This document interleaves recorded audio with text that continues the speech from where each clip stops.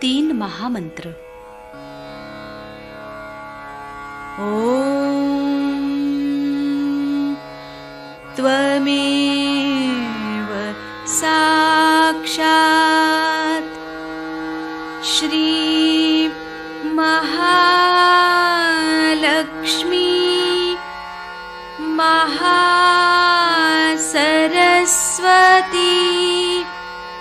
महाकाली त्रिगुणात्मिका कुंडलिनी साक्षात् श्री आदिशक्ति माताजी श्री निर्मला देव्यै नमो नमः। ॐ त्वमेव साक्षात् श्री कल्की साक्षात् श्री आदिशक्ति माताजी श्री निर्मला देव्यै नमो नमः। ॐ त्वमेव साक्षात् श्री कल्की साक्षात् श्री सहस्रार स्वामिनी मोक्षप्रदायिनी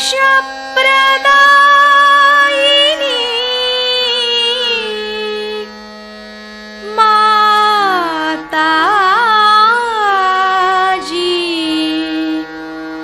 श्री निर्मला देव्यै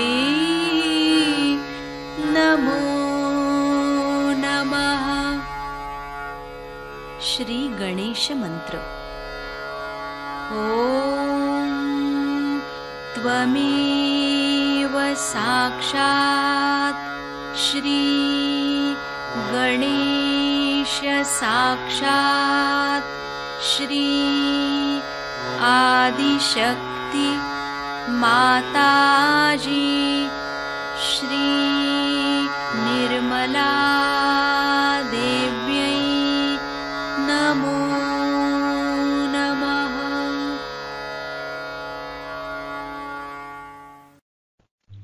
जय श्री माता जी। दोनों हाथ माँ के सामने, अपने हृदय में माँ की छवि को नमन करेंगे। परम पूजनीय श्री माता जी, हम सभी के हृदय में आइए, हम सभी के ध्यान में आइए।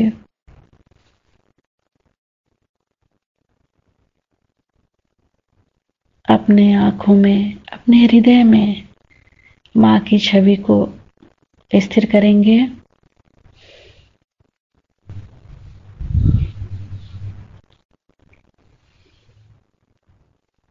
दोनों हाथों पे माता जी हमें सुबह के ध्यान में अवस्था दीजिए।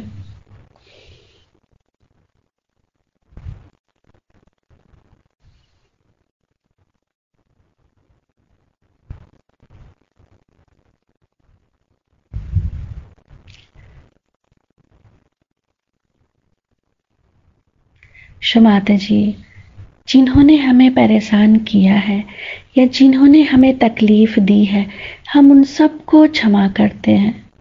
हमारे कारण यदि किसी को भी कष्ट पहुंचा हो, हम हृदय से क्षमा मांगते हैं।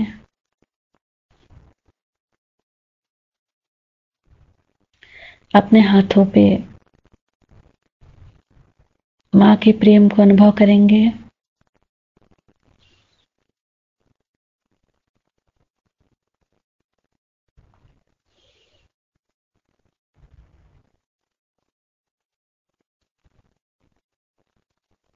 अपने तीनों नाड़ियों को देखेंगे बारी बारी।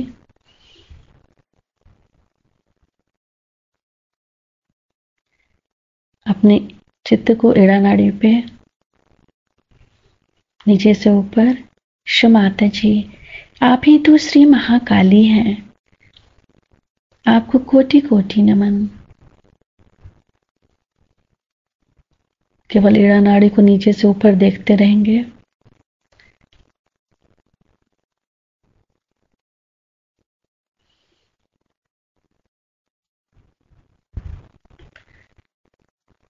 फिर पिंगला नाड़ी को देखेंगे। माता जी, आप ही तो श्री महासरस्वती भी हैं, आपको कोटि कोटि नमन। पिंगला नाड़ी को नीचे से ऊपर देखेंगे।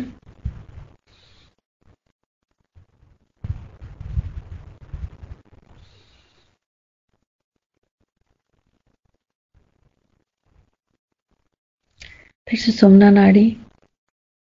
माता जी, आप ही तो श्री महालक्ष्मी भी हैं, आपको कोटि कोटि नमन। माता जी, हमें पूर्ण संतुलन दीजिए।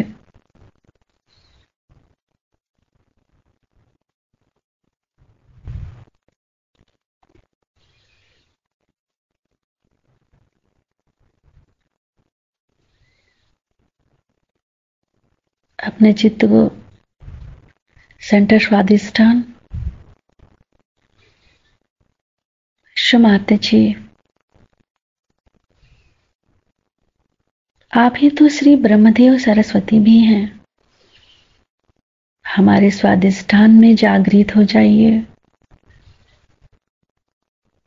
सेंटर स्वादिष्ठान पे चित्त रखते हुए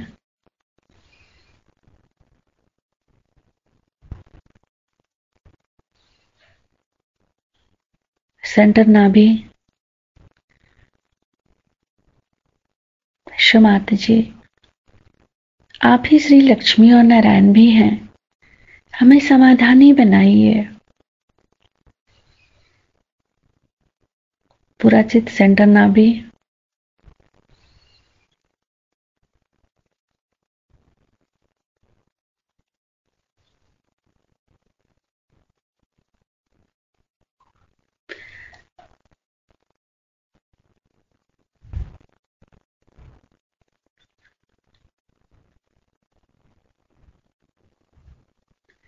अपने राइट नाभि पे माँ के श्री चरण कमलों को फील करेंगे, देखेंगे वहां। माता जी, अपने श्री चरणों की शीतलता हमारे लीवर पे प्रदान कीजिए। थोड़ी देर के लिए अपने राइट नाभि पे माँ के श्री चरण कमलों को देखते रहेंगे।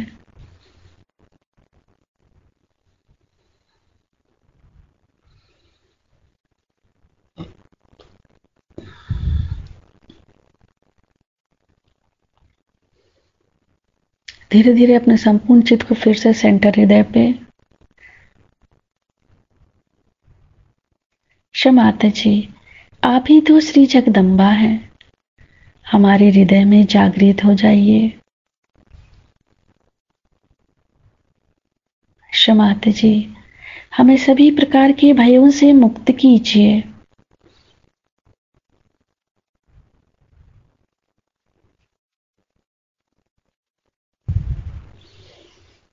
फ्रंट आज्ञा।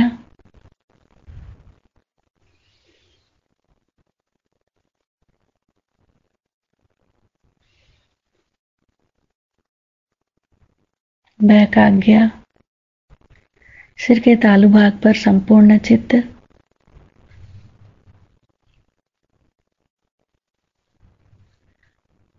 माता जी, हमें थोड़ी देर के लिए निर्विचारिता देकर हमें हमारा आध्यात्मिक उत्थान दीजिए। निर्विचारिता मंत्र ओम त्वमेव साक्षात् श्री निर्विचारिता साक्षात् श्री आदि शक्ति माता जी श्री निर्मला देव्यै नमो नमः। इसका मतलब और 68 गुरु उनको जोड़ने पड़ेंगे भैया, तब जाके तुम पार हो गए, क्योंकि बाकी का कौन खाएगा, उसकी दुकान कहाँ है, क्योंकि इन्होंने तो अपना माल खा लिया। और किसी के पास रिकमेंड तो नहीं कर, जैसे डॉक्टर लोग होते हैं ना, किसी के पास आप जाइए कि साहब मेरी आंख खराब हो गई, अच्छा पहले दांत एग्जामिन कर, फिर वो सारे वहां दांत निकाल दिए आपने, फिर उन्होंने कहा कि तुम्हारी आंख का एग्जामिन कराओ, आंख आप फोड़ा है, सब कर लिया, बाद में पता हुआ कि आपके कुछ हुआ है। उसी तरह का इन लोगों का ये सब की आपस में साझेदारी है। उन्होंने कहा कि मैं इतना ही लेता हूँ, बाकी नहीं लेता हूँ, बाकी उस गुरु के पास। अब वो गुरु दूसरे घंटाल बैठे हैं, उन्होंने बाकी का जितना पैसा था वो निकाल लिया, पता हुआ रास्ते पे खड़े हुए, घर बिक गया, बीच से छूट गए, रास्ते पे खड़े हुए, बच्चे बेचारे भीख मांगे। जब हम अपनी अकल इस्तेमाल नहीं करते हैं तब ऐसे गुरुओं के पास जाते हैं। और इस तरह से सोच लेना कि कोई सा भी काम जो भगवान के नाम पे होता हो, भगवान का काम है, बड़ी गलत। जैसे आज ही हमें एक देवी जी वहां मिली, तो उन्होंने कहा कि हमारे गुरु पहुंचे हुए पुरुष थे, उसमें शक नहीं, लेकिन यहाँ बैठकर ये घंटा बजा रही है कि हम तो गुरु के शरण में हैं, हम तो गुरु के शरण में। तो मैंने कहा कि फिर तो कल आप तो मैं पार हो गया। तो अच्छा, अपना ही सर्टिफिकेट, अपना ही सब कुछ, कैसे पार हो गए बेटा? तो गुरु के शरण में चली गई तो मैं पार हो गई। मैंने कहा ऐसे तो मेरे भी शरण में आने से नहीं हो सकता, अब मैं तो जिंदा बैठी हूँ, तुम्हारे तो गुरु मर गए, लेकिन तुम कहा माँ हम तुम्हारे शरण हैं और हमें पार करा। थोड़ी तुम्हारी भी पूंजी लगती है और कुंडलिनी का जागरण लगता है, पार होने का काम है। जब तक आप पार नहीं हुए तब तक सिर्फ माँ तेरे शरण हम आए, उसमें काम बनने वाला बेटी। मैं साफ साफ बात बता, पार होना चाहिए। जब तक आप पार नहीं है तब तक सब बातें बकवास और बेकार है कि मैं तुम्हारे शरण में आया हूँ और ये है। अरे ये तो सब आपने अपनी तरफ से कर दिया, मैं शरण में आया, लेकिन मुझे शरण में आना पड़ा ना, काम तो मुझको करने का है, मेरे हाथ से काम होना चाहिए। जब तक मेरे हाथ से काम नहीं बनेगा तब तक तो बेकार ही चीज हो गई। और ये सारा मैं बता देती हूँ कि जो पार नहीं है वो पार नहीं है, जो पार है उसको पार है। उसमें कोई झूठा सर्टिफिकेट तो किसी को कोई दे नहीं सकता। चाहे आप मेरे से लड़ाई करो, झगड़ा करो, कुछ करो, मैं क्या करूँ? नहीं हुए तो नहीं है, हुए तो हुआ है। सीधा हिसाब इसका होता है कि मेहनत हम कर सकते हैं लेकिन पार हम नहीं कर सकते। कोशिश हम कर सकते हैं, क्या हम ले सकते हैं, सब कर सकते हैं, पर पार आपको होना होगा। जैसे कि हम खाना बना सकते हैं, बढ़िया खाना बना सकते हैं, लेकिन आपके अंदर जीभ ही नहीं हो तो हम खिलाएंगे और आप समझेगा। आपकी जीभ जो है जागरूक होनी चाहिए, जो समझे कि माने क्या बनाए।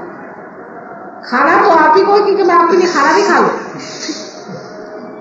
ये समझ लेना चाहिए। तो तत्व एक ही है कि जो आपको गुरु सिर्फ परमात्मा से ही मिलाता है, जो परम में उतारता है वही गुरु है, और बाकी कोई भी गुरु नहीं। सब अंधे हैं और अंधा अंधे को कहाँ ले जा रहा है भगवान।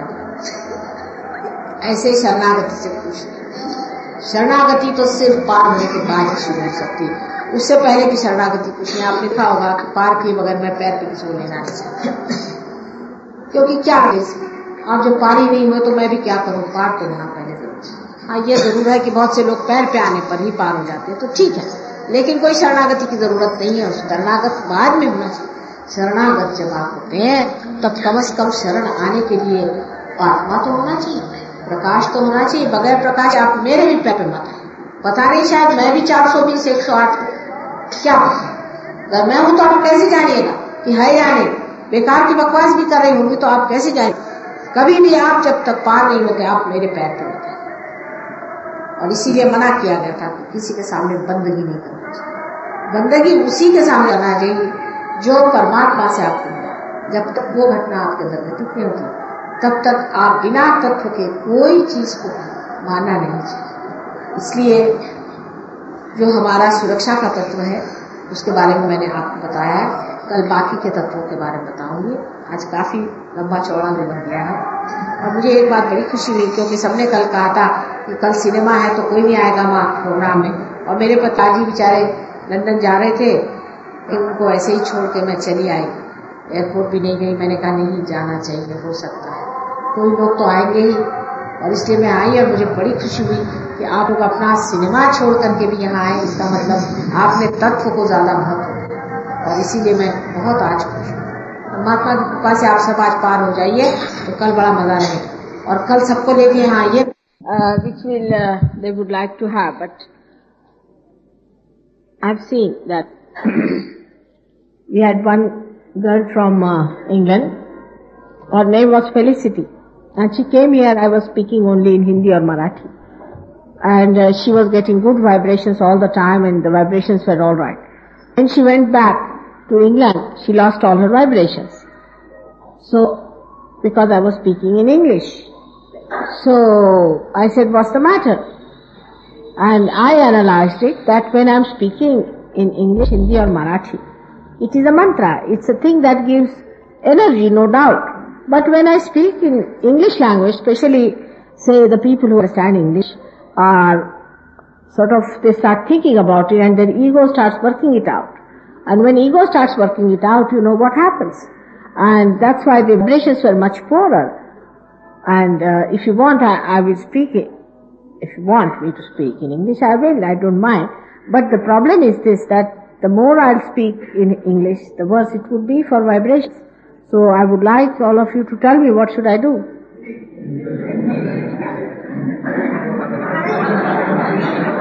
Because Indians don't go into thought processes, you see. When I speak in Hindi, they don't go into thought processes so much. If one or two might go, but it's not a common thing. But Western people always must put everything into thought process. The machinery, you see, already working it out. So, if you allow me, it would be better if I speak in Hindi today. Is it alright? And just try to hear it from your Sahasrara. And you'll be amazed that all your chakras can be opened out. Just don't try to understand it. That's the best, because it is, the thought comes afterwards. The bijas, the seed of the thought is the first, the primal. And whether this language or that language or any language, the seed is the same. You see, the cup is different, but the seed is the same. And the effect of the cup should not be there. It is the effect of the content of the cup, which is important. And once you just try the content, you should not bother about it. So what you should care for is the content and not the glass or the cup in which it is being delivered. And for the people who are more worried about the cup always, it is better that they don't know the cup. They better have it, the content. It will help you. You will see that. You just think from that angle. Actually, this is a very common thing. And Christine, who was also from London, she never felt such force in England.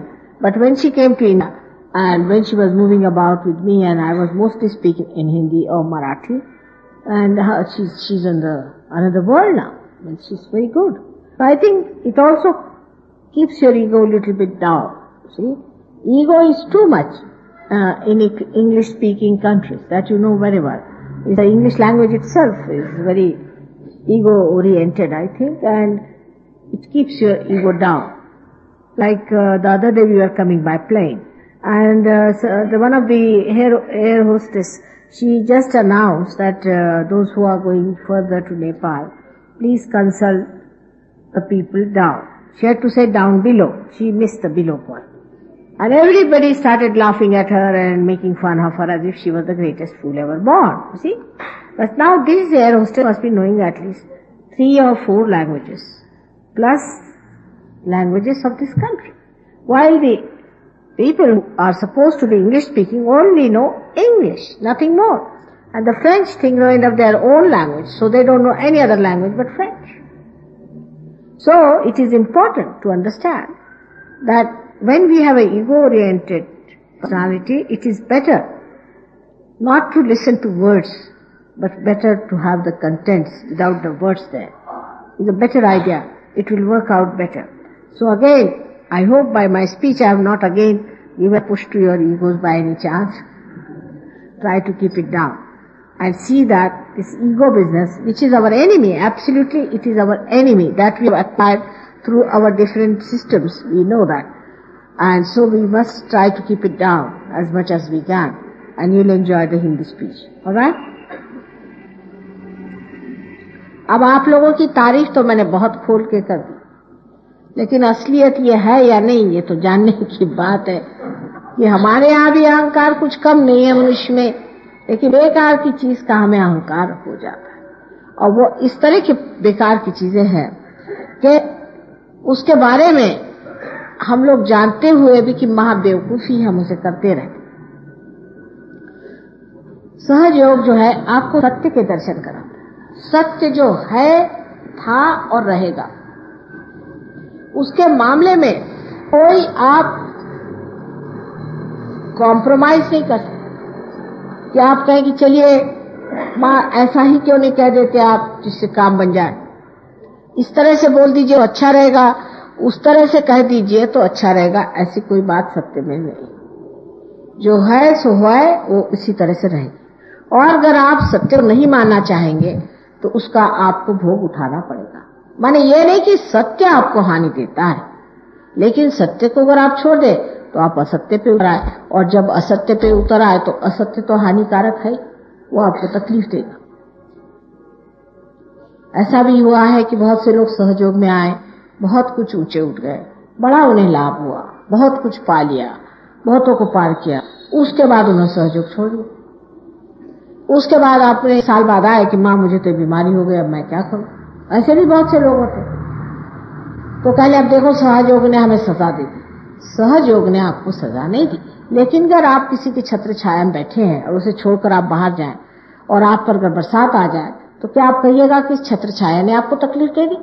आपने अपनी छत्र छाया मिटा दी और आप बाहर चले गए। पर सहयोग में रहने से ये जो छत्र छाया है ये आप पे अगर छाई हुई है तो ये वास्तव में आपके ऊपर उपकार है कि आपका उस छत्र छाया पे उपकार है? ये तो उस छत्र छाया का उपकार है, परम उपकार है कि उसने आपको पाया और अपने अंतर्गत रखा और आपकी छोटी छोटी बात का भी ख्याल। सहयोग में जो बहुत सी बातें मिलती हैं उसमें से जैसे मैंने आपसे बताया था कि लक्ष्मी का भी प्रसाद आपको मिलता है, और लक्ष्मी जी का प्रसाद होता है वो भी मैंने आपसे बताया कि नाभि चक्र श्री लक्ष्मी विराजती है, उनकी शक्ति विराजती है। और लक्ष्मी जी कैसी है का भी वर्णन मैंने आपसे बताया। लक्ष्मी जी जो है उसमें और पैसे वाले में महद अंतर होता है। लक्ष्मी जी कमल पर खड़ी हैं, उनके हाथ में कमल है और एक हाथ देने वाला, एक हाथ आश्रय है।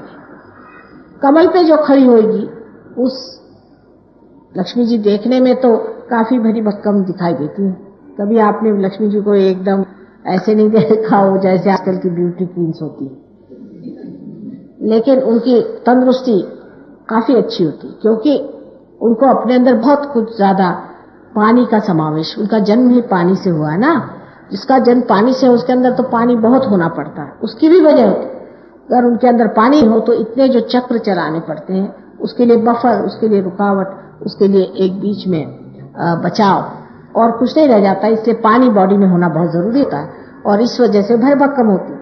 और तो भी वो कमल पे खड़ी, माने उनकी वो तबीयत से इस कदर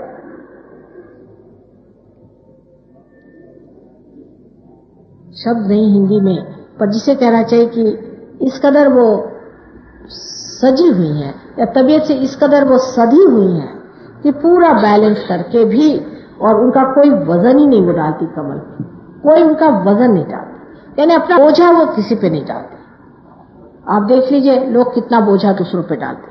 अब जैसे कोई मेहमान आ गए तो आते साथ हमारे खासकर सहयोगी लोग भी कभी कभी ऐसा काम करते। ये खासियत हिंदुस्तानी सहयोगियों की भी होती है।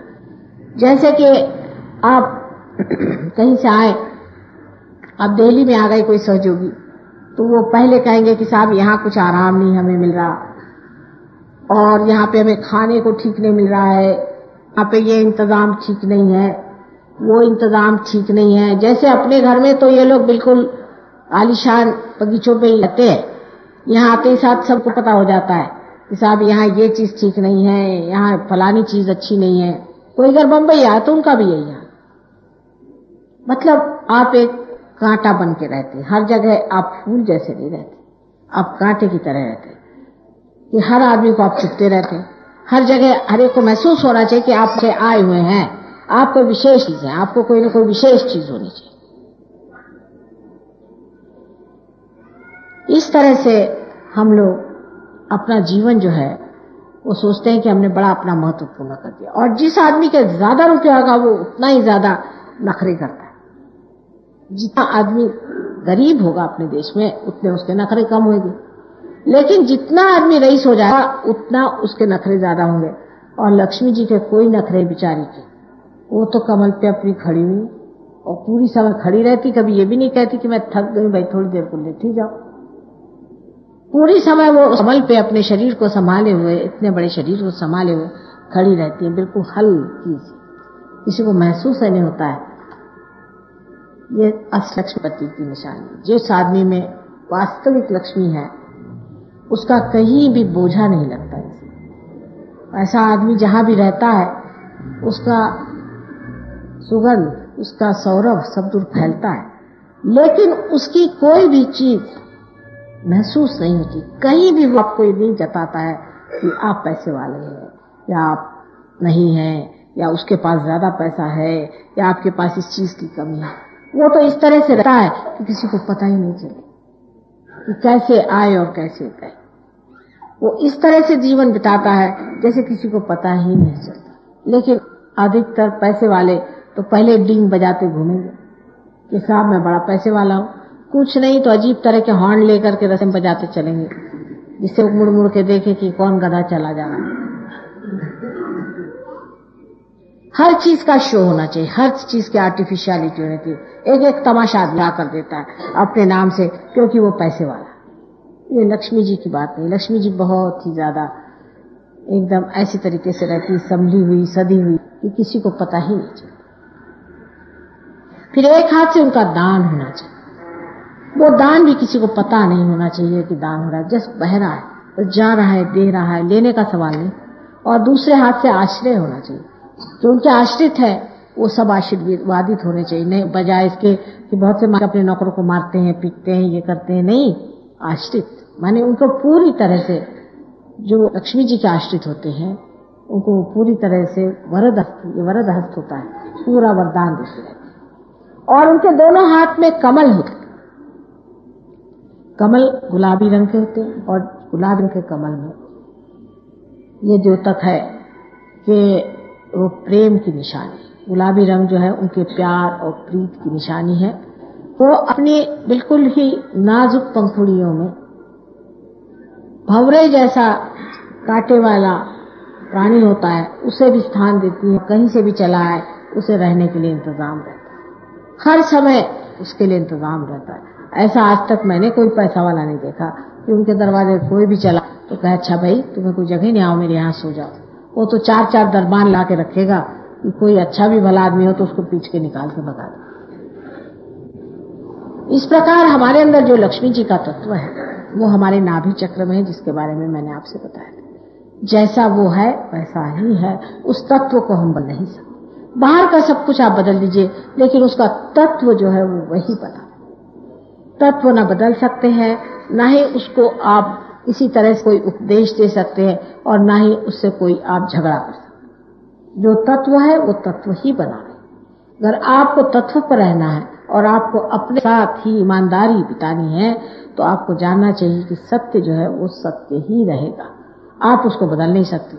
अब बहुत से लोग कहते हैं क्या हुआ माता जी, हमारा पैसा ब्लैक का है तो क्या हुआ, हमने बड़ी बड़ी यहाँ पर इमारतें बनाई हैं गरीबों के लिए और हमने बहुत से मंदिर बना डाले। सो बात यह है कि गरीबों के लिए मंदिर बनाना ये परमात्मा का काम है, ये मनुष्य का काम है। क्या फायदा मंदिर बना बना करके भी क्या फायदा हो रहा है, सो दिखाई दे रहा है आपको। वहां 4 आदमी लगा दीजिए, तो जो आएगा उससे जो नोच खसोट होगा वो लेगा और उसे खाएगा और कहेगा कि साहब मैं पूजा करा। मंदिरों में भी ब्राह्मण होना चाहिए। ब्राह्मण माने जिसे ब्रह्म को जाना, जिसका दूसरा जन्म हो गया, जो पार हो गया वही ब्राह्मण होता है। आजकल कौन से मंदिर में ऐसा ब्राह्मण बैठा है, उल्टे सब मुझे तो राक्षस ही नजर आते हैं। जहां जाती है सारे राक्षस के नमूने, दानव बिल्कुल। जहाँ जाइए वहां नोच खसोट, मार पीट, लालच, हर तरह की गंदी और नीच अधम बातें करना, इसके सिवा और कोई काम नहीं आता। ये किसी तरह से भी ब्राह्मण नहीं। असली ब्राह्मण ये होता है जो कि रियलाइज हो, उसी को ब्राह्मण कहना चाहिए, विजय हो, जिसका जन्म दूसरे बार हो। अब ब्राह्मणों के लिए चुनौती है, अगर वो चाहते हैं कि ब्राह्मणों का उत्थान हो तो उन्हें जाकर के बताए कि देखो तुम ब्राह्मणों का नाम बदनाम करो, तुम ब्राह्मण नहीं, तुम ब्राह्मण हो ही नहीं सकते। जो ब्राह्मण वही होता है वो जो परमात्मा के ब्रह्म तत्व को पा गया है, जिसके अंदर से ब्रह्म तत्व बह रहा है, वही स्वयं ब्राह्मण होता है। और नहीं तो इस तरह से सारी जाति का बड़ा भारी उपमर्द हो जाएगा और सारी जाति ही बदनाम हो जाएगी। अब इस तत्व को जानने के लिए कि लक्ष्मी तत्व में हम क्या गलतियां करती हैं, मैं थोड़ा सा आपको समझा। लक्ष्मी तत्व जो है, इसके चारों तरफ धर्म का तत्व फैला हुआ है और युद्ध का तत्व 10 गुरुओं से हमें मिला हुआ है। 10 माने ये कि अभी तक ऐसा कहेंगे कि जो मुख्य 10 गुरु हो गए, लेकिन इसका ये मतलब नहीं है कि ये जो मुख्य 10 गुरु हो गए हैं यही हुआ और कोई हुआ नहीं। लेकिन हम मुख्य 10 गुरुओं को सहयोग में मानते हैं, जिनकी शुरुआत आप सोचें तो आदिनाथ से लेकर और उसके बाद सोक्रेटिस और लाओ त्से, जनक राजा, नानक, मोहम्मद साहब, ऐसे अनेक 10 लोग जो हैं। उसके अलावा भी बहुत से लोग हैं जो कि हम मानते हैं कि अंशावतार हो चुके। जोरास्टर, ये लोग के सब एक ही गुरु तत्व के अवतरण, एक ही के। अब इसमें एक याद रखना चाहिए कि लक्ष्मी तत्व में हम कैसी गड़बड़ी करते हैं। ये बहुत जरूरी है कि अपने देश में लक्ष्मी क्यों नहीं। बहुत लोग मुझसे पूछते हैं कि आपके देश में रामचंद्र जो वाइब्रेशंस छोड़े, उन्होंने वाइब्रेशंस छोड़े और आपके यहाँ लक्ष्मी तत्व क्यों नहीं। उसकी वजह आप पहली वजह यह है, जहां भी आपने भूत विद्या, प्रेत विद्या, श्मशान विद्या और तांत्रिक विद्या, इसमें से कोई सी भी विद्या अगर आपने चलाई तो वहां से जो है लक्ष्मी जी चली जाती, एकदम लक्ष्मी जी चली जाएगी।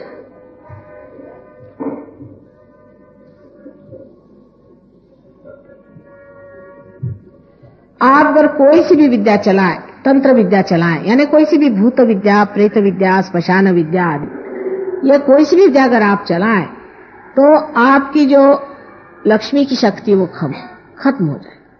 जैसे आपसे बताया, हमारे यहाँ एक साहब आते थे उनकी दुकान और उनकी दुकान बिल्कुल नहीं चलती थी। तो मैंने कहा अच्छा आप अपनी पत्नी को लेके आइए। जब उनकी वो पत्नी को लेके आए तो देखा कि साहब उनकी गृह लक्ष्मी जी जो थी वो बिल्कुल भूतनी बनी हुई थी, के अंदर इतने गंदे विचार चल रहे थे। मैंने उनसे पूछा भाई तुम किसके पास जाती हो, कोई तांत्रिक के पास जाती? नहीं, कहले तांत्रिक तो नहीं, लेकिन हमारे गुरु है वो। मैंने कहा अच्छा तुम्हारे गुरु क्या करते हैं? और जब उन्होंने बताया कि वो हमसे क्या क्या करवाते, मैंने कहा बाबा रे बाबा ये तो पक्का तांत्रिक है। और इसीलिए औरत फंस गई। फिर वो निकाले पीपर पर के उन पे जो चढ़ाए थे वो, उसके बाद उस आदमी की इतनी उन्नति हो गई कि उसको खुद आश्चर्य होगा कि जो लोग भी हमारे दुकान पे नहीं आते थे वो लोग आने लगे और लक्ष्मी जी इस तरह से आने लगे। अब अपने देश में देखिए कहां कहां गरीबी है ज्यादा। केरला में बहुत ज्यादा गरीबी। मैं केरला में गई थी, मुझे बड़ा आश्चर्य हुआ कि केरला में लोग सारे मुर्दे जो है घर के पास ही गाड़ते हैं, घर के साथ जहां मरते हैं वहीं गाड़ देते हैं। दूर जाने की जरूरत क्या है, वहीं गाड़ दिया, चलो काम खत्म। नहीं आवाज आ रही? हाँ अच्छा,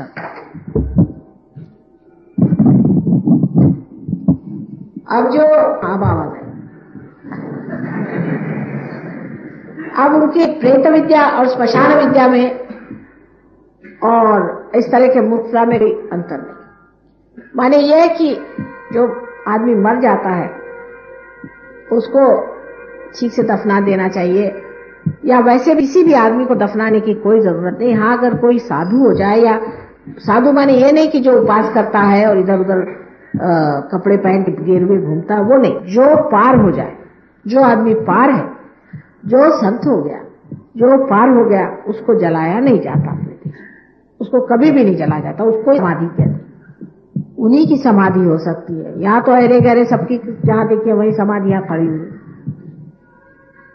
और जब कोई आदमी ऐसा मरता है जो पार नहीं है, तो उसको बेहतर है कि जला ही देना चाहिए, जिससे उसके अंदर की सारी बाधाएं निकल जाती है और वो सब तरह से एक बार फिर से जन्म लेता है, उसकी पूरी स्वच्छता हो जाती है। क्योंकि आप जानते हैं आंख की विशेषता ये है कि वो कंचन को भी माने सोने को भी एकदम खरा कर दे, इसलिए ऐसे आदमी को जला ही देना चाहिए। एक सीधा हिसाब है, लेकिन लोग उसको घड़ी में गाड़ देते हैं। वहां जब हम वहां देहात में गए तो मैंने कहा यहाँ कहाँ भूत के पास ले आए, सारी स्मशान नगरी तो बिल्कुल स्मशान है। वो कहा कि कैसे? मैंने कहा यहाँ सारे तो मर्दे गड़े दिखाई दे रहे मुझे। उनसे पूछा कल, हाँ यहाँ कम से कम 2 साल से यही चल रहा। मैंने कहा क्या तुम लोग सब घर में ही गाड़ते? तो पता ये हुआ कि एक बार इन्होंने शंकराचार्य, आदि शंकराचार्य, वो भी शिष्य तत्व, बहुत बड़ी चीज है वो, उनको मना किया था कि आप अपनी माँ को जला नहीं सकते, माँ को आप जला नहीं सकते। तो उन्होंने केले के पत्तों से, केले के पेड़ से अपनी माँ को जला दिया। तब उन्होंने शाप दिया था कि तुम लोगों को भी कोई चीज जलाने को नहीं मिलेगी और तुम लोग अपने घर में ही गाड़ना पड़ेगा। लेकिन वो शाप बड़ा महंगा गया, क्योंकि ये लोग वाकई घर में गाड़ने लगे हैं उस शाप की वजह से।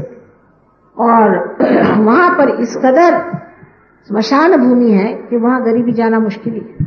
हालांकि वहां जाकर के काफी हमने मेहनत करी इस बात को लेकर के और लोगों को समझाया कि भाई यहाँ मत गाड़ो, बाहर गाड़ा करो और यहाँ की गरीबी नहीं सकती। दूसरी चीज ये है कि जहां पर मनुष्य आलस्य की ओर मुड़ता है वहां गरीबी आ जाती। आलसी लोग, माने सबसे ज्यादा आलसी लोग इस देश में बंगाल में, उनसे आलसी आपको कहीं नहीं। मैं पहले सोचती कि लखनऊ के लोग सबसे आलसी।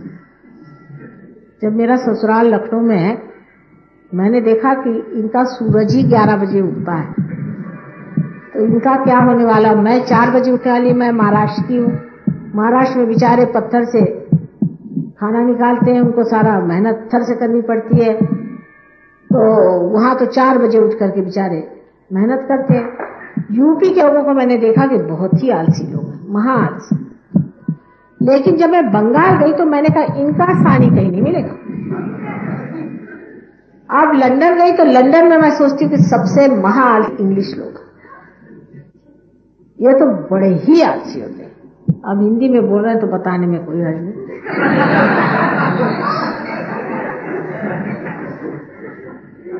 आप विश्वास नहीं करेंगे कि ये लोग रात में ही मुंह धोकर सोते हैं, और वहां ऐसे लोग होते हैं, वहां पर ऐसे भी लोग हैं जिन्होंने 1-1 साल नहाया नहीं। मुसलमान तो जुम्मे के जुम्मे नहा ही लेते हैं, ये उनसे भी बढ़े 1-1 साल। और वहां पर सवेरे अगर आपने किसी को उठा दिया 9-10 बजे के करीब, अगर आपने किसी को उठा दिया तो आपसे बढ़ के पापी, दुष्ट, राक्षस कोई, यानी इससे बढ़ के वहां कोई पाप ही नहीं है कि आप किसी आदमी को सवेरे जगा दीजिए। और 10 बजे मतलब 12 बजे से पहले उठना उनके लिए बड़ी मुश्किल चीज है। पर आप नौकरी में करते क्या, तो जैसे बिस्तर में सोते हैं वैसे उठे, उन्होंने अपनी वो चढ़ाई जीन और दफ्तर, वहां जाकर बाथरूम जाना वगैरह सब वहां। नहाने से तो कोई मतलब ही नहीं आपको, और ब्रश भी करने की जरूरत है, रात में कर दिया काम खत्म। और हिंदुस्तानियों का उल्टा हाल है कि वहां पर भी रोज सवेरे नहाएंगे और उसी ठंड में निकल जाएंगे और उसके बाद उनको कैंसर हो जाए। और अगर उनसे कहा भाई रात में नहाया करो और सवेरे ब्रश कर लिया करो, माता जी आप ऐसा कह रहे हैं। मैंने कहा हाँ भाई मैं तो ऐसा ही कह रही हूँ और ऐसा ही करूँ। तो कहले आपका क्या? मैं तो कहीं बाहर थोड़ी जाती हूँ, मैं तो घर में रहती हूँ, तो मुझे मेरी बात और है और मेरे कुछ थोड़ी होने वाला है। लेकिन तुम लोगों के लिए ठीक है कि जैसे ही यहाँ पर इतनी ठंडक है, या तो सवेरे उठ के 4 बजे नहा लिया करो और फिर ठंडे पानी से नहा लिया करो और उसके बाद तुम बाहर जाए। वैसे भी गर्म पानी से नहाकर बाहर जाना बहुत गलत चीज है, चाहे यहाँ हो चाहे कहीं। उसके बाद हमेशा ठंडे पानी से नहा लेना चाहिए। गर्म पानी से नहाने के बाद भी हमेशा ठंडे पानी से नहाते रहिए तो आपको जुकाम सर्दी कभी नहीं होती। अब एक ये छोटी सी बात है, लेकिन वो भी उन लोग करना बड़ा मुश्किल है, इतने आलसी होते हैं और हमेशा थके रहते हैं। अब ये जनाबे लोग यहाँ पर आए हुए, दिन भर पड़े रहेंगे, दिन भर सोते हैं और दिन भर खाते हैं, और अगर पूछे शाम को तो हम थक गए। क्या भाई किया क्या आपने? ये तो सो के थक जाते, तो जागने से इनका क्या हाल होगा, भगवान जागे। लेकिन अपने देश में आलस्य भी बड़ी कमाल की चीज, और आलस्य खोजने के तरीके, लेबर सेविंग डिवाइसेस जो है वो भी 25 बंगालियों से जाके पूछे। बंगाली लोगों का ये हाल है कि अगर आपको 12 बजे तक कोई चीज खरीदनी है तो खरीद लीजिए, 12 बजे से 3 बजे तक सब दुकानें बंद, और आप दुकान पर ताला लगा हुआ है और अंदर से खर्राटे सुनाई देंगे। और वो 5 बजे तक भी बहुत सी दुकानें नहीं खुलती, यानी 12 बजे से लेकर 5 बजे तक कोई दुकान नहीं खुलती। वहां काफी दुकानें ऐसी जो खुलती ही नहीं है, 12 बजे तक आप चाहे कुछ भी खरीद। और दूसरी बात यह है कि वो इतने आलस्य में लपटे हुए हैं कि वो इसलिए समझते ही नहीं है कि और भी कोई दुनिया है, क्योंकि जब आपके पास टाइम ही कम होगा तो आप दूसरों को क्या देखेंगे, आप लोगों को क्या समझेंगे, क्या दूसरों से क्या सीख सकते हैं। उनको ये मालूम ही नहीं कि और भी कोई दुनिया है, उनके लिए बस हम सब कुछ हो गए। बंगाल जैसा महादेश जिसमें इतने महान काम हो गए हैं, देवी जी ने साक्षात वहां कितने कार्य करे हुए हैं, लेकिन आज तांत्रिकों के आहार में बिल्कुल तांत्रिक चारों तरफ से वहां छा गए, ऐसे छाए हुए हैं कि क्योंकि आलसी लोगों को और कोई धंधा नहीं, जाकर के अपने मुकद्दर पूछे, भाई जब कुछ करने का नहीं तो आप हाथ दिखाएंगे कि बताओ क्या है। इस तरह से वहां तांत्रिक बहुत इकट्ठे हो गए, जो बताते रहते हैं कि तुम्हारे फलाना होएगा, तुम्हारा बाप मर जाएगा तो तुमको बहुत पैसा मिलने वाला है, और तुम्हारे एक्सीडेंट हो जाएगा तो तुमको बहुत रुपया मिलने वाला है। पर ऐसी लोगों के वहां से, और इस वजह से ऐसी जगह में कभी भी रुपया पैसा नहीं आ सकता। लक्ष्मी हमेशा जो है मेहनत कमाई जाती। लक्ष्मी जी संसार में आई थी तब आपको मालूम है कि सुर और असुर सब ने मिल करके मेहनत की, तब जाकर के लक्ष्मी जी संसार में पधारी। तो जो लोग मेहनत नहीं करते हैं उनके लिए अगर लक्ष्मी आ जाए तो वो बेकार जाते। जैसे कि कोई आदमी है, बड़ा रईस है, उसने अपने सब बच्चों के लिए रुपया इकट्ठा कर लिया, दान धर्म के नाम से तो एक पैसा देंगे नहीं, वहां नहीं, अपने बच्चों के लिए जवाहरात खरीदो, फलाना खरीदो, ये करो। जब बाप मर गए तो वो इसी पे लगे रहते हैं कि कम से कम पैसे में इनका दाह कम हो जाए, अच्छा ही है, और कहीं समुद्र में फेंक दो इनकी, ठीक है गए एक बार। फिर पैसा ले करके और हर तरह का ऐप, हर तरह की गंदगी में आ जाती, मुफ्त का पैसा। बगैर मेहनत के कोई भी चीज इंसान को जब मिलती है उसकी कदर नहीं रह जाती, और इसीलिए सहयोग की भी किसी को खास कदर नहीं रहती, खासकर हिंदुस्तान में, क्योंकि इनको मेहनत नहीं करनी पड़ती। बेचारों को वहां बाहर बहुत मेहनत करनी पड़ती है, इसलिए उनको कदर है। आप लोग चट से पा लेते हैं क्योंकि इस पुण्य भूमि में पैदा हुए हैं। आपकी माँ बहुत बहुत आप पर मेहरबान है, माने मैं नहीं, ये आपकी भारत भूमि, तो आप उसके सहारे और बहुत कुछ पा लेते हैं और उसके बाद उसकी आपको कदर नहीं। ये बात बिल्कुल सही है। अपने यूपी के लोग क्यों इतने आलसी हो, उसकी वजह यह है कि यूपी में गंगा और जमुना इतना वरदान दिया है कि वहां की जमीन जो है इतनी अच्छी जमीन है, इतनी सुपीक जमीन है कि उस जमीन में आप सिर्फ बीज डाल दीजिए निकल आएगा। और इस वजह से वहां के लोग जरूरत से ज्यादा आलसी हो गए, क्योंकि मेहनत करने की कोई जरूरत नहीं।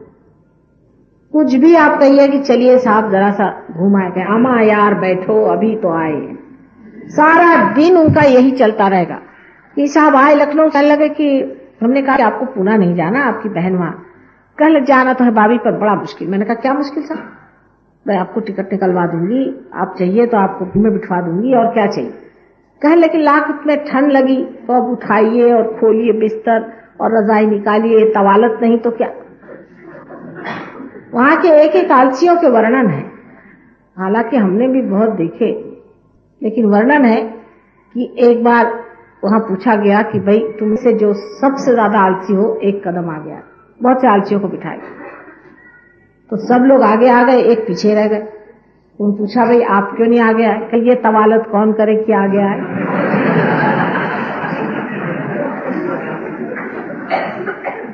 और इस आलस्य के वजह से ही ये जो घर का जो राजकारण है ये शुरू हो जाता है। इसलिए सबसे ज्यादा राजकारणी जो है ये यूपी वाले, इनसे बढ़ के और कोई राजकारणी नहीं। आप देख लीजिए मैं जो बात कह रही हूं सच है या नहीं। आप किसी भी यूपी वालों से जब बात करिए तो समझ लीजिए इसमें राजकारण जरूर चलेगा। हाँ सहयोगी है दूसरी बात। अब वो राजकारण ऐसे चलेगा, इधर से उधर बात कह दी और आप बैठे रह गए।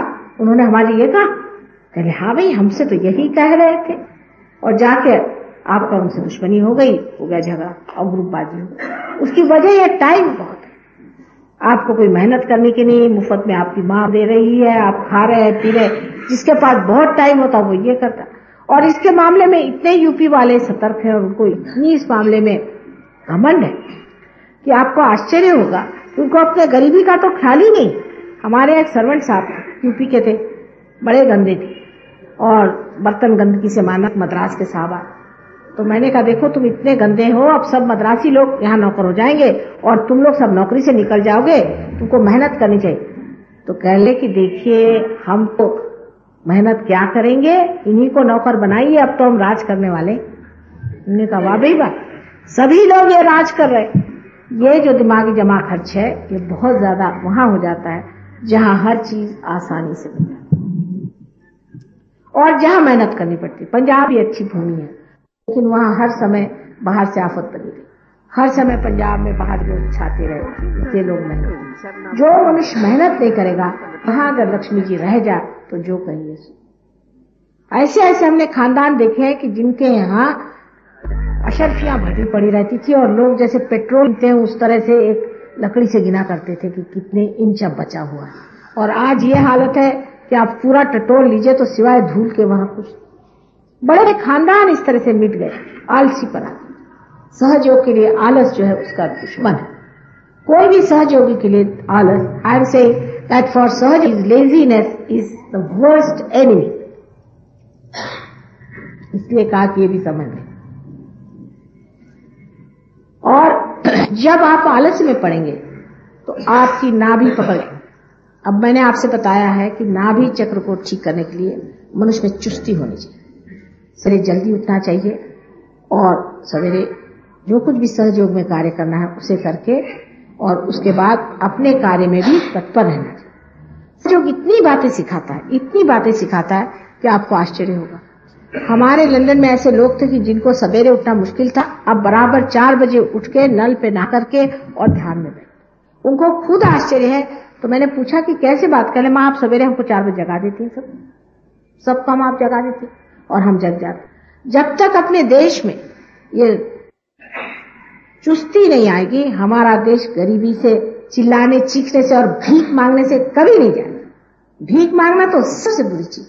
मैं कहती हूँ इससे अच्छा है कि देश भूखा नंगा मर जाए, पर दूसरों के आगे हाथ फैलाने की क्या जरूरत है आप लोग। इससे बचे मैं कहती हूँ मलिन और गलित चीज कोई नहीं। इससे अच्छा है कि हम लोग मर जाएं, वही ठीक है, बजाय इसके कि आप जाकर के दूसरों देशों से भीख मांगते। आपके देश में किसी चीज की कमी नहीं, किसी भी चीज की आपके देश में कमी नहीं। आप देखिए तो दूसरे देशों में जाने पे मुझे तो लगता है इनके पास सिवाय प्लास्टिक के और है क्या। जरा से एक साहब आए, कह ले साहब हमारे घर पे चलिए, बहुत जरूरी हमारे पास एक इंडियन ऑथेंटिक चीज रखी है। का पता नहीं क्या बला है। अब गए 50 मील हमें ड्राइव करके दे और दिखाए क्या कि वो अपने मुरादाबादी सुराही उनके घर में रखी। हमारे लड़कियों ने कहा मम्मी क्या इन्होंने तो मार डाला, बोल। कहले क्या करें क्या करें। नहीं, मैंने कहा बहुत आपको अप्रिशिएट कर रहे हैं कि आप ये मुरादाबाद की सुराही लेके चले आए। कहले ऑथेंटिक है बिल्कुल। मैंने कहा अच्छा क्या ऑथेंटिक। कहले ये तो इतने साल पुरानी है। मुझे उनकी बात याद आ गई। अपने प्रेमचंद जी ने बड़ी अच्छी कहानी लिखा थी अकबरी लोटा पर, वही मुझे नजर आई कि ये आदमी 50 मील हमें दौड़ा के ले गया दिखाने के लिए मुरादाबाद की सुराही, क्योंकि इनके यहाँ पीतल जो है सोने के भाव बिकता। इनके यहाँ कॉटन का कपड़ा अगर कोई पहन ले तो राजा हो जाए। किसी ने कॉटन हैंडमेड, अरे बाप रे बाप, ये क्या। हमारे यहाँ तो लोग कहते हैं कि बाजार की खरीदी हुई चीज ज्यादा अच्छी, रेडीमेड महंगा मिलता है, उनको विश्वास नहीं होता। अपने यहाँ अगर कॉटन का कपड़ा, हम कहते हैं हमें कॉटन इतना मिलता है, तो कहले अच्छा क्या इतना कॉटन मिलता है, तो आप बहुत रही से। हमने कहा तो हम तो है ही, लेकिन हम लोग सोचते हैं कि हमारे पास ट्रांजिस्टर नहीं इसलिए हम गरीब हैं। कहले बेवकूफ है वहां के लोग। बिल्कुल सरासर बेवकूफ है। अरे जिसके पास सब चीजें मौजूद है और वो ऐसी फालतू की चीजों के लिए दौड़े, उसे क्या कहना चाहिए। जैसे हम जर्मनी गए थे तो वहां हमसे सबने कहा कि भाई जर्मनी बड़ा अच्छा स्टेनलेस स्टील मिलता है, एक एक पीस जरूर लाना। बहुत साल पहले की बात बता रहे, कोई 65 साल पहले। 65। तो हमने कहा जो हमारे साथ देवी जी थी कि भाई हमें कुछ स्टेनलेस स्टील खरीदना। उसने कहा क्या कहा आपने, स्टेनलेस स्टील? मैंने कहा कहले ऐसे तो आप आलिशान लगते, स्टेनलेस स्टील क्यों खरीद रहे? तो कहा भाई हमारे रिश्तेदारों को बड़ा शौक है स्टेनलेस स्टील। कहले मैंने सुना कि आपके तो लोग पीतल में खाते हैं। मैंने कहा बाकायदा पीतल में खाते हैं। तो कहले भैया गंदा वाला स्टेनलेस स्टील किसके लिए ले जा रही है? हमारे यहाँ तो भिखारी लोग खाते हैं स्टेनलेस स्टील में। अपने यहाँ अगर कोई रईस हो गया तो स्टेनलेस स्टील में बड़ी शान से रखा, जैसे कि पता नहीं क्या चीज रख दी। हम लोगों के मूल्य इतने खराब हो चुके हैं कि बेकार में ही हम गरीब हैं। अरे गरीबी है कहाँ? ये मेरी बनिए आप हिंदुस्तान में आइए, साहब खाना खिला खिला करके आपको बीमार कर दे, 2 दिन के अंदर ना आपको बीमार कर दे तो जो खाइए। मैं तो परेशान हूँ। मैं कहती भाई मैं माता जी हूँ, इनके जैसा मैं भी उपास शुरू करती हूँ, लेकिन मैं सबसे कहती उपास नहीं करो तो मेरे ऊपर बात आ जाएगी। नहीं तो वाकई मैं अगर किसी को उपास करना चाहिए तो वो मुझे, क्योंकि मेरी सब लोग जान लिए रहते ये खाओ वो खाओ, मुंह में मार, जैसे वो नया दूल्हा आता है उसके मुंह में भरा जाता है, ऐसे मेरा हाल कौन कहेगा। इस घर में गरीबी है। अभी ये जो फॉरेन है ये कहते भैया सवेरे इतना खाते, दिन में इतना खाते, शाम को इतना खाते, यहाँ तो हमें नहीं दिखाई देता कहीं गरीबी। ऐसी कौन सी आफत आई? आप पीतल के थाल में खाए।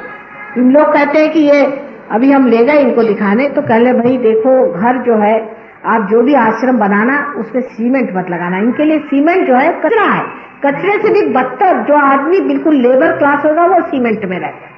लकड़ी का घर आलीशान चीज है, और उससे भी अच्छा है कि घर कोई थैच प्रूफ जिसे कहते हैं ना, जिसे कहना चाहिए अपने यहाँ पुआल से जो छाया जाता है वो सबसे अच्छा। उसको देखते रह जाएंगे, अब वहां कहा कितना सुंदर बनाया, हाथ से बनाया हुआ है। हमारे मूल्य बदल चुके। अगर हमारे मूल्य ठीक हो तो हम जान लें कि हम कितने अमीर लोग और हम कितना भगवान ने हमें दिया हुआ है। भगवान की कृपा से अपने यहाँ 10 ग्लास एक चीज के पीने के लिए नहीं लगते। किसी के यहाँ भी कोई चीज में आपने देखा है कि घर में 10 तरह ग्लास है? इनके यहाँ तो विस्की पीने को अलग, ब्रांडी पीने को अलग, पानी पीने को अलग, जहर पीने को अलग, सब चीज को अलग ग्लास रखे। और अपने यहाँ एक ग्लास रहता लेकिन साफ सुथरा अच्छा बढ़िया बना हुआ पीतल का असल वाला। ये क्या फायदा कांच के ग्लास और कांच की सारी सभ्यता इनके अंदर है क्या जो आप लोग उनसे सीखना चाहते हैं? कोई भी चीज की हमारे पास कमी नहीं, लेकिन हम लोग अब इनके जैसे होने की कोशिश कर रहे हैं, इसलिए हम सोचते हैं हमारे पास कमी। आपस में बांट खाना नहीं आता है। आपस में लक्ष्मी का जो सत्य स्वरूप है कि सबको देना, लक्ष्मीपति है वो जब देना शुरू कर देंगे तभी उनके पास और आएगा। लक्ष्मीपति के तीसरे जनरेशन में अगर वो खत्म हो जाता है और उसके बाल बच्चों को सब कोसते हैं और चाहते हैं कि ये सब तरह से खत्म हो जाए, उनके यहाँ लिटिगेशन होता है और युद्ध होता है और उसके बाद में जो कुछ भी कायदा कानून में सब वकील पैसा खा जाते हैं, वो कोई लक्ष्मीपति नहीं हो सकता। या जो बाजारू औरतें ऐसे घरों को लूट लेती वो क्या लक्ष्मीपति होंगे? लक्ष्मीपति होता है कि उसकी लक्ष्मी को मजाल ले कि कोई हाथ लगा, उसे लक्ष्मीपति कहना चाहिए कि मजाल ले वो चीज कोई चोरी कर ले तो उसकी हालत खराब जाएगी, वो लक्ष्मीपति होता है। और वो लक्ष्मी तत्व इस देश में सबसे ज्यादा है, लेकिन हम लोग उसको भूल चुके हैं। हम लोग तो अब क्या हो गए हैं मेरी खुद समझ में नहीं, मैं खुद अजनबी हो गई हूँ इस देश में आकर। मेरी समझ में नहीं आता है कि जब परमात्मा का दिया सब कुछ है उसमें संतोष करना एक छोटी सी चीज हमारे अंदर नहीं। पंजाबी भाषा में हमेशा खैर खैर करते हैं ना, वो पता नहीं शायद अब वो शब्द चला गया हो, लेकिन पहले खैर जो भी है खैरियत से, साफ खैरियत से। इसे पूछे कैसे? खैरियत से। कोई मुंह लटका के ये तो नहीं कहता कि मर गया हूं। जब आप खैरियत से हैं अब इसका मतलब यह है कि दिल से कहिए कि मैं वाकई खैरियत हूं। समाधान, और समाधान जब हम में नहीं आएगा तब तक लक्ष्मी जी बरसेंगी नहीं, तब तक लक्ष्मी जी आप पर कोई भी तरह का आशीर्वाद नहीं आ सकता, क्योंकि उनका आशीर्वाद ही समाधान। और अगर आप में समाधान नहीं हो तो कितनी भी आपके ऊपर पैसों की बचाव हो, आप किसी काम के बिल्कुल बेकार है। तो और बहुत जरूरत है जिससे कि लक्ष्मी जी भागती हुई कंजूसी। हिंदुस्तानी जरा कम होते हैं कंजूस, ये लोग बहुत ही कंजूस होते हैं, बड़े ही कंजूस होते हैं, जितने पर्दे होते हैं इतने पैसे को चिपकते हैं, जितना पैसा ज्यादा आ जाएगा उतना आदमी कंजूस हो जाता है। तो कंजूसी से बच के रहना चाहिए। लक्ष्मी जी के तत्व में देना, दान दान दान। जो आदमी दान करता है वो आदमी लक्ष्मीपति है और उसके अंदर लक्ष्मी हमेशा विराजती है और खुश रहती, क्योंकि उनका स्वभाव। आज इसलिए लक्ष्मी जी के बारे में कहा, क्योंकि आज रैली को देख के मुझे कुछ लगा कि भाई देश के लोगों को कुछ बताना चाहिए। भाई क्या कर रहे हैं, ये सब करने से लक्ष्मी जी नहीं आएंगी। लक्ष्मी जी आएंगी सहयोग में पार होने से, अपने लक्ष्मी को जगा लेने से, जिससे सारी तरह की भूत बाधाएं संसार से चली।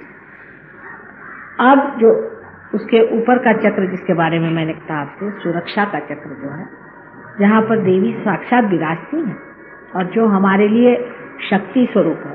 हिंदू धर्म में शक्ति ही की पुजारी है, हिंदू धर्म शक्ति का पुजारी। लेकिन हम तो नहीं देखते कि हिंदू लोग शक्ति को पूछते हैं, ये तो सिर्फ पैसे ही को पूछते हैं।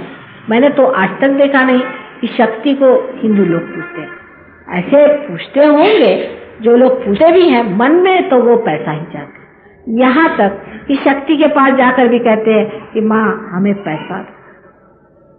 शक्ति से भी जाकर यही मांगते हैं कि हमें पैसा दो। उनसे तो मांगना चाहिए कि हमें समर्थ बनाओ, सम अर्थ बनाओ, जो हम हैं उसी अर्थ के हमें बना दीजिए, ने हमें आत्मा स्वर बनाइए।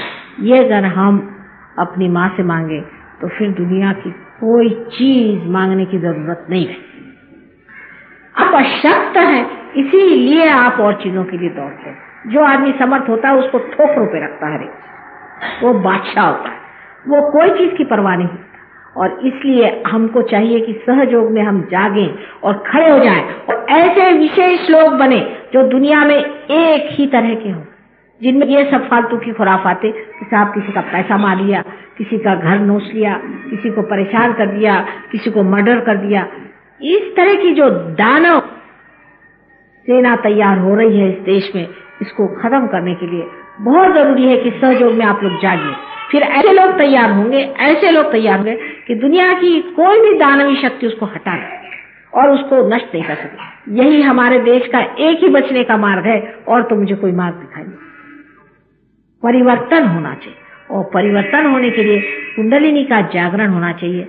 जब तक कुंडलिनी का जागरण नहीं होगा तब तक आप में परिवर्तन नहीं हो सकता। अब जो बहुत ही महत्वपूर्ण चक्र है जिसे विशुद्धि चक्र कहते हैं, वो आज सबका जरूरत से ज्यादा पकड़ा है, क्योंकि सब दूर बहुत धूल हो गई। और ये विशुद्धि चक्र पे श्री कृष्ण विराजमान है। ये श्री कृष्ण का स्थान है, ये पूर्णावतार है। इसलिए पूर्णावतार है कि इनके लिए संसार एक लीला, सब एक मजाक है। वो उस दशा में है जहाँ उनको कुछ भी बनावट करने की जरूरत नहीं है, कुछ भी कहने की जरूरत नहीं है, रोने धोने की जरूरत नहीं है, वो तो सब खेल कर रहे हैं। जब सहयोग में मनुष्य इस चक्र से ऊपर उठता है, उसमें भी ये शक्ति आ जाती है कि वो साक्षी होना शुरू हो जाता है। वो फिर ऐसी वैसी चीजें में उलझता ही, एक आनंद उसके अंदर हमें टपकते रहता है, और वो देखता है कि संसार का एक ड्रामा सा चल रहा है, ये तो सब मजाक चल रहा है और ये सब मिथ्या है। इस मिथ्या के पीछे लोग क्यों चल रहे हैं? ये चक्र हमारे अंदर बहुत ही जरूरी है। अब पहले मैं लोगों से कहती थी कि सिगरेट मत पिया करो। अब जब कैंसर की बीमारी आ गई तो लोग कह रहे कि हाँ भाई माँ तो कह रही थी कि सिगरेट पियो। अब सब लोग कह रहे कि इससे डेफिनेटली कैंसर होता है। कैंसर भी क्या है? कैंसर भी सुषुम्ना से हटना ही कैंसर। आप सुषुम्ना पथ पर अगर रहे तो आपको किसी भी बीमारी नहीं हो सकती, विशेषकर कैंसर नहीं हो सकती। पर अगर आप सुषुम्ना पथ से हट करके लेफ्ट को या राइट को किसी भी अतिशयता में चले जाएं तो आपको कैंसर हो सकता है। इसलिए बीचों बीच रहना है। सहयोग में आने के बाद हजारों लोगों ने सिगरेट पीना एकदम से छोड़ा। उसी तरह से उनका गुरु तत्व ठीक हो गया, उन्होंने शराब वगैरह एकदम छोड़ा। अब जो विशुद्धि चक्र है उसकी विशेषता यह है कि विशुद्धि चक्र जब हमने गर्दन उठाई और जब हम मनुष्य बन गए, तभी विशुद्धि चक्र पूरी तरह से प्रादुर्भावित हुआ है। उससे पहले इसका जो काम था वो पूरा नहीं हुआ था। और अब जो है 16 इसकी कलाएं, श्री कृष्ण को 16 कला कहते हैं, और उसी तरह से 16 इसके सप्लेक्सस होते हैं। जिसका विशुद्धि चक्र सूट होगा, उसका मुख सुंदर होगा। उससे पहले इसका जो काम था वो पूरा नहीं हुआ और अब जो है 16 इसकी कलाएं, श्री कृष्ण को 16 कला कहते हैं और उसी तरह से 16 इसके सब प्लेक्सस है। जिसका विशुद्धि चक्र सूट होगा उसका मुख सुंदर होगा, तेजस्वी होगा, उसकी आंखें तेजस्वी होंगी, उसके नाक नक्श तेजस्वी होंगे और उसके अंदर एक तरह का बहुत ही ज्यादा डिटैच सा भाव हो जाए, जैसे कि ड्रामा देख। उस आदमी के मुख पे लगेगा कि एक ड्रामा चल रहा है, एक पल में वो नाराज होगा, दूसरे पल में हंसता रहेगा, बस उसकी अटखेलियां चलती रहेंगी। जिसका विशुद्धि चक्र खराब हो जाता है उसकी शक्ल खराब जाती है। पहली बार अजीब सा विद्रुप सी शक्ल हो जाती है, उसकी शक्ल में अजीब से भयानक सा उसका शक्ल दिखाई देने लगता है, कभी डरावना था, कभी डरा हुआ था। अब हम लोग इससे ड्यूटी क्या क्या करते हैं ना लोग, उसके लिए धंधे कोई करने की जरूरत नहीं। आप अपना विशुद्धि चक्र ठीक कर लीजिए, आपकी शक्ल दुरुस्त हो जाएगी, बहुत शक्ल दुरुस्त हो जाएगी। और इसके अलावा जिसकी विशुद्धि चक्र की पकड़ हो जाती है उस आदमी का आवाज बहुत कर्कश या बिल्कुल धीमा या उसकी मधुरता वो खो पाएगा। तीसरी चीज यह है कि हमारे अंदर विशुद्धि चक्र की जो लेफ्ट साइड है, जिसे कि हम कह सकते हैं कि जो हमारे लेफ्ट साइड में विराजती है वो विष्णु माया है, माने श्री कृष्ण की बहन जो विष्णु माया थी। अब जब हमारे भाई बहन के रिश्ते खराब हो जाते हैं किसी भी माने में, तो ये चक्र खराब हो जाता है। जब भाई बहनों की कदर नहीं करता, अपनी बहनों को सताता है, तब भी ये चक्र खराब हो जाता है। लेकिन जब संसार में हम हर औरत की ओर गंदी नजर से देखते हैं और हमारे अंदर ये विचार नहीं रह जाता है हमारी बहन है, तब ये चक्र बहुत ही बुरी तरह से खराब हो जाता है। और जब लेफ्ट विशुद्धि खराब हो जाती है तब आदमी को लगता है कि मैंने बड़ी गलती करी, अंदर से उसको लगते रहता है, वो एक तरह से गिल्टी आदमी हो जाता है। और कभी कभी ये गिल्ट इतना बढ़ जाता है कि उसके हाथ से अनेक पाप होने लग जाते हैं, गिल्ट कॉम्प्लेक्स उसके अंदर आ जाता है। इसलिए सहयोग में इसका मंत्र है, अंग्रेजी पे कहते हैं आई एम नॉट गिल्टी, और हिंदी में कहते हैं कि माँ हमने कोई गलती नहीं करी जो तुम साफ नहीं करो। राइट साइड की जो विशुद्धि है ये विट्ठल रपाई माने जबकि कृष्ण राज्य कर रहे थे तब की।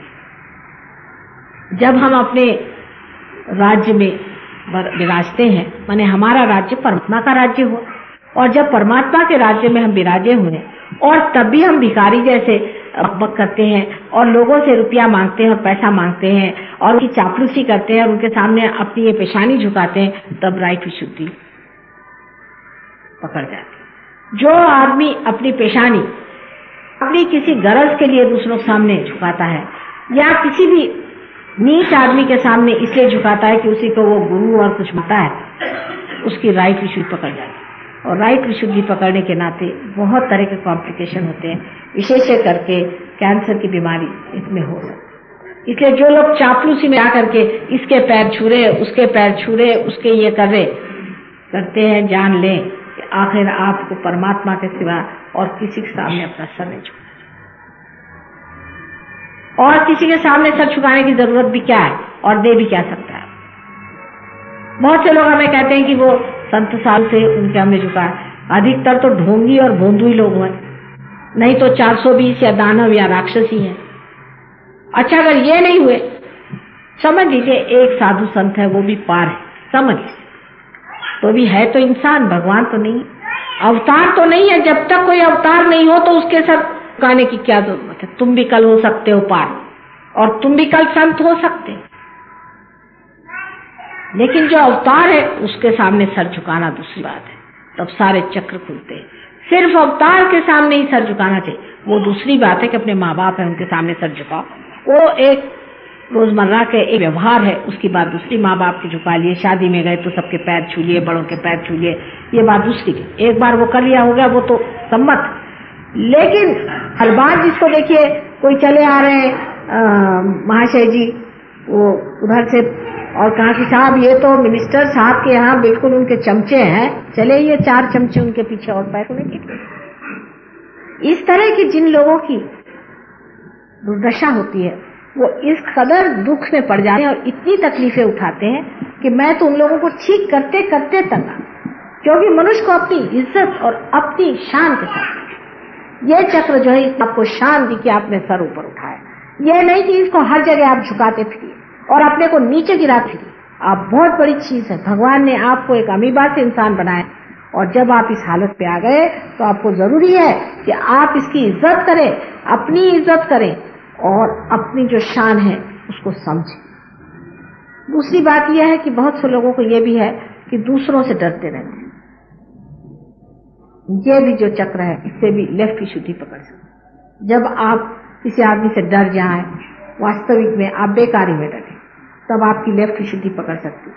विशुद्धि चक्र बहुत महत्वपूर्ण है और विशुद्धि चक्र के पकड़ने से अनेक तरह की बीमारियां आती है। बट सबसे खराब बात यह होती है कि आप पार भी हो जाते तो भी आपको वाइब्रेशंस नहीं आते, आपको महसूस नहीं होता।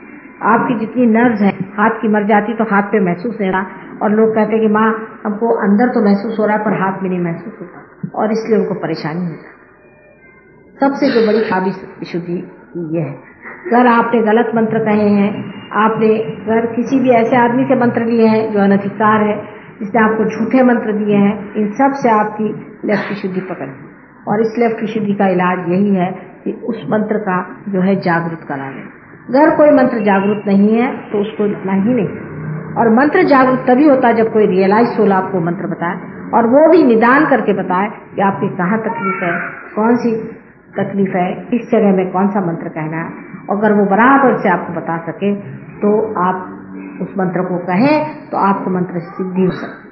सहयोग में आज ऐसे हजारों लोग हैं जिन्होंने मंत्र को सिद्ध कर, इतने मंत्र सिद्ध है उनके कि वो अगर अपनी जगह में भी बैठकर वो मंत्र कह दे तो उससे जो उनको काम करना है कर सकते। मैंने बुरे काम तो सहयोग में कर ही नहीं सकता, लेकिन अच्छे मंत्र कर सकते। ऐसे ऐसे लोग पहुंच गए सहयोग में। दिल्ली में नहीं है इतना, दिल्ली में कुछ लोग बहुत पहुंचे लेकिन इतने ज्यादा लोग नहीं, और बाकी ऐसे मैंने बहुत से लोग देखे जिन्होंने मंत्रों को एकदम सिद्ध कर लिया और उस सिद्धता के लिए मंत्र पे मेहनत करनी है, बैठ करके मंत्र करना पड़ते हैं, उस पर बोलना पड़ता है, अपने चक्रों पे ध्यान करना पड़ता है और उसकी सिद्धता हासिल करनी चाहिए। अगर किसी ने गणेश का मंत्र सिद्ध कर लिया है तो वो आदमी इतने कमाल कर सकता है जिसकी कोई हद नहीं। लेकिन अभी तक सहयोग में ऐसे बहुत थोड़े लोग हैं कि जो इस ओर ध्यान देते हैं और जिन्होंने भी ध्यान दिया, ऐसे मैंने बहुत से लोग देखे जिन्होंने मंत्र को इतने जल्दी सिद्ध कर लिया कि मुझे आश्चर्य होता है कि उनके एक ही मंत्र से कितना बड़ा कार्य होता है। इसलिए मैं आपसे कहती हूँ कि अपने विशुद्धि चक्र को आप स्वच्छ रखें। विशुद्धि चक्र जो है ये विराट, कृष्ण विराट स्वरूप, अंत में कृष्ण विराट हो रहा है। सारा जो एवोल्यूशन है ये सिर्फ विष्णु शक्ति से होता है। तो विष्णु बनते बनते आखिर विराट हो जाते हैं और विराट का स्थान ये है, ये विराट का स्थान है। इसलिए विशुद्धि चक्र को ठीक करने के लिए ये पेशानी आप किसी के सामने मत झुकाइए, ये विराट के सामने ही झुकनी चाहिए, क्योंकि आप विराट के अंग प्रत्यंग हो गए, अब आप पार हो गए। और खबरदार अगर आपने आपकी ये पेशानी किसी के सामने झुकाई है, अगर आपने किसी के सामने झुकाई है तो आप विराट को भूल गए। मोहम्मद साहब ने बहुत बड़ा मंत्र विराट का कहा है, अल्लाह अकबर। और ये मंत्र जो मोहम्मद साहब ने, वो साक्षात दत्तात्रेय थे और उन्होंने ये मंत्र कहा है, आप अल्लाह अकबर कहो। अकबर माने ग्रेट, माने विराट। ये उंगली विशुद्धि की है, दोनों उंगली कान में डाल करके आप अगर पीछे की तरफ गर्दन करके और अल्लाह अकबर कहे तो आपका विशुद्धि चक्र खुल जाता है। इसके अलावा और बहुत से आसन आदि है जिसके मामले में मैं आपसे बता नहीं सकती आज, लेकिन अनेक तरीके ये ठीक हो सकता है और इसको ठीक रखना चाहिए। सबसे बड़ी बात है कि अपनी जबान से कोई सी भी कड़वी बात किसी से कहनी नहीं और किसी से भी चापलूसी करने की। अगर कोई सहयोग को नहीं मानता तो साफ कह देना चाहिए कि रहने दीजिए, आपके बस का नहीं, छोड़िए। ना किसी की चापलूसी करने की जरूरत है और ना ही किसी के सामने गिज्ञाने की जरूरत है और ना ही किसी से कठिन बात करने की जरूरत है। मानते हैं तो ठीक है, नहीं तो छोड़ दीजिए, बस काम बीचों बीच रहना। विशुद्धि चक्र के अनेक दोष हैं, उसके अनेक तरीके हैं, क्योंकि 16 है इसकी तो कलाएं हैं और 16,000 इसकी शक्ति है जो कृष्ण के साथ उनकी पत्नियां बनकर उनके समय में रहेगी। ये कोई कृष्ण के ऊपर अगर कोई कहे कि वो इस तरह के आदि थे तो बड़ा आश्चर्य होता कि जो योगेश्वरों के योगेश्वर, उनके प्रति उनको समझने के लिए आपको बहुत कुछ अभी सीखना पड़ेगा। वो स्वयं साक्षात योगेश्वर थे। ये उनकी 16,000 शक्तियां थी जिनको उन्होंने जन्म दिया था इस संसार में और फिर उनको ही उन्होंने कैद करवाया और उनसे फिर उन्होंने विवाह किया, क्योंकि उनके पास सहयोगी तो थे नहीं। तो उन्होंने सोचा कि ठीक है, मैं अपनी शक्तियों को ही साकार स्वरूप में संसार में देता हूँ। और उन्होंने जो सबसे बड़ा कार्य किया है कि उन्होंने सहयोग की कृषि करी। उन्होंने इसे पूरी तरह से बीज को फैलाया। और ईसा मसीह ने बाद में आज्ञा चक्र में आकर कहा कि कुछ बीज इधर पड़ गए, कुछ बीज उधर पड़ गए, कोई बीज उधर पड़ गए। जब ईसा मसीह अपने बाप की बात करते हैं तो वो दूसरा तीसरा कोई नहीं है, वो कृष्ण ही है। कृष्ण ही उनके पिता। जब भी ईसा मसीह की उंगलियां देखे तो ये 2 उंगलियां, ये उंगली विष्णु की है और ये कृष्ण की उंगली है। हमेशा उन्होंने अपने बाप की बात की। इसके लिए आप अगर पढ़ते हो तो देवी भागवत पढ़े, जिसमें महाविष्णु का वर्णन है जो राधा जी का पुत्र बनाया हुआ था। और बिल्कुल वही चीज ईसा मसीह, उनके 2 हिस्से थे, एक हिस्सा श्री गणेश और एक हिस्सा मसीह। आगे चल करके एकादश रुद्र में यही जो बड़ी भारी शक्ति है, ये ओम की शक्ति है, इसीलिए वो मरे नहीं, उनका रिजरेक्शन हो गया। ये साक्षात प्रणव था जो कि संसार में आया और इस संसार से उठ के चला। यह साक्षात गणेश था जो इस संसार में आया और इसीलिए उसको कोई चीज मार नहीं सकी। ये एक ही अवतार ऐसा परमात्मा ने भेजा था कि जो साक्षात सिर्फ प्रणव मात्र था। इनका क्रूस पे चढ़ाना जो है वो इसलिए हुआ था कि आज्ञा चक्र को उन्हें खोलना पड़ा। आज्ञा चक्र को जब मनुष्य ने अपनी बेवकूफी से उनको क्रॉस पे चढ़ा दिया तो मानो जैसे कि उन्होंने सबके लिए अपने को उस आज्ञा चक्र से निकाली। और उनका जो संदेश है वो क्रॉस नहीं है, उनका संदेश जो है उनका पुनरुत्थान। उन्होंने उसमें से पुनरुत्थान करके दिखाया, उन्होंने मर करके जी कर दिखाया।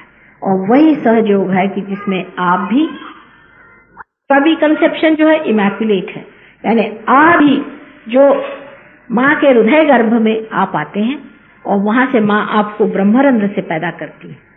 आप पहले हैं वो मर जाते हैं और एक नए हो जाते हैं। ईसा मसीह सबसे पहले इन्होंने ये करके दिखाया। वो सबसे बड़ा बेटा माँ का था और वो आपका सबसे बड़ा भाई था, इसने ये सबसे पहले इतना बड़ा काम करके दिखाया। और आज उसी बूते पर आप लोग भी कर रहे हैं।